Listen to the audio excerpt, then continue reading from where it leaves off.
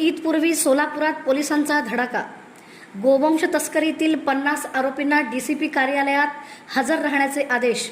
DCP Pritam यावलकरांचा Singham style इशारा. शांतता भंग केली तर थेट कठोर कारवाई.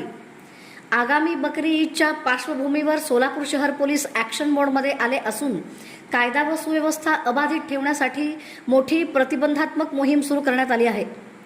गोवंश तस्करी, अवैध वाहतूक, वाहन अडवणे, मारहाण आणि सामाजिक तणाव निर्माण करणाऱ्या घटनांमध्ये सहभागी असलेल्या तब्बल 50 सराईत आरोपींना पोलीस उपायुक्त कार्यालयात हजर राहण्याचे आदेश देण्यात आले.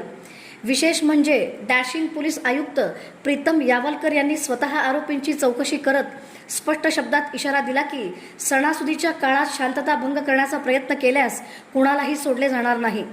शनिवारी झालेल्या या धडक कारवाईत पोलिसांनी आरोपींच्या हालचाली, गुन्हेगारी रेकॉर्ड आणि त्यांच्या संपर्काची सखोल पडताळणी केली. या कारवाईमुळे गुन्हेगारी वर्तुळात मोठी खळबळ उडाली असून शहरभर पोलिसांच्या सिंघम स्टाईल ॲक्शनची जोरदार चर्चा सुरू आहे.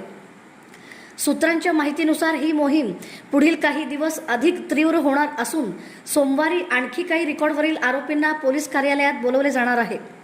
गोवंश तस्करी आणि संवेदनशील गुन्ह्यांमध्ये सहभागी असलेल्या व्यक्तींवर पोलिसांचे विशेष लक्ष असल्याचे स्पष्ट झाले आहे.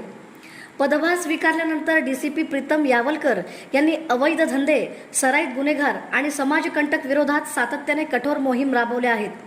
त्यामुळे सर्वसामान्य नागरिकांकडूनही पोलिसांच्या या धडक कारवाईचे स्वागत होत आहे.